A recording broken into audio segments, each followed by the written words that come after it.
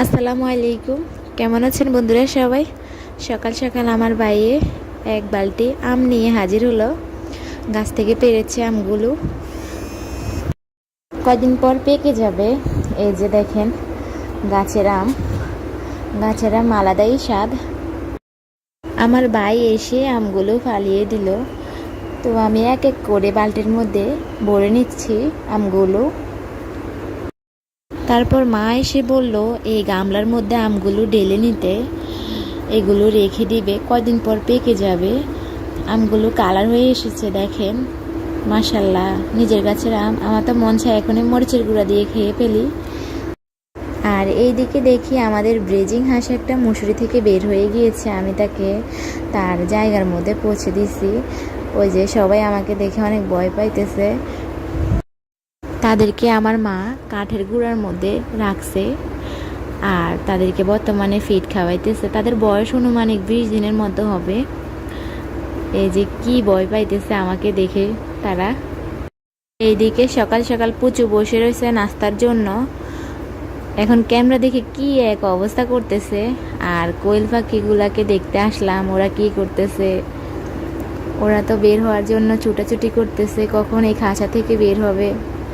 বর্তমানে 2টি পাখি ডিম পাড়তেছে। তারপর চলে গেলাম মায়ের ছোট্ট খামারের ভিতরে।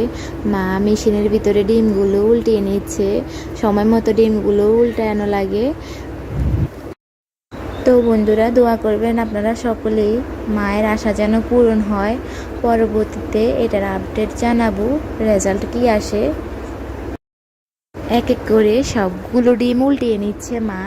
দেখেন ভিতরে কি সুন্দর লাইটিং সিস্টেম করছে, আর ভিতরে পানির পাত্রেও রাখছে, এটা নাকি রাখা লাগবে। আর চিহ্নগুলো দিচ্ছে উল্টানোর ক্ষেত্রে যেন সহজ হয়, এই জন্য। চলে গেলাম বিলের মধ্যে, দেখি চারদিকে পুরো অন্ধকার হয়ে গিয়েছে। মনে হয় কিছুক্ষণ পরেই সন্ধ্যা হয়ে যাবে, কিন্তু কে বলবে এখন বেলা 11টা বাজে। আমার কাছে এমন আবহাওয়া ভীষণ ভালো লাগে, প্রকৃতির রূপ বদলাতেও সময় নেয় না। দেখেন কি এক অবস্থা, মিনিটে সব কিছু চেঞ্জ হয়ে গিয়েছে। ভালোও লাগে আবার ভয়ও লাগে, আকাশের কি গর্জন। মেঘেদের লুকোচুরি খেলা, কি অদ্ভুত প্রকৃতি আমাদের, ভীষণ ভালো লাগে এমন প্রকৃতি। শুধুমাত্র এই জিনিসগুলো গ্রাম ছাড়া কোথাও অনুভব করতে পারবেন না।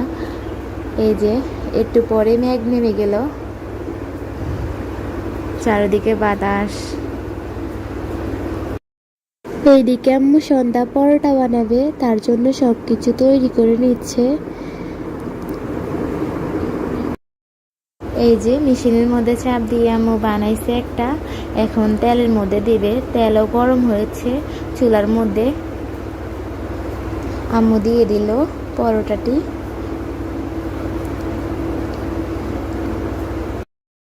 একে তো মেঘলা দিন, সন্ধ্যা পরোটা ভাজা, সাথে তো রয়েছে চা, মজাদার একটি নাস্তা। মা আস্তে আস্তে সবগুলা বানাচ্ছে, আমি দেখতেছি।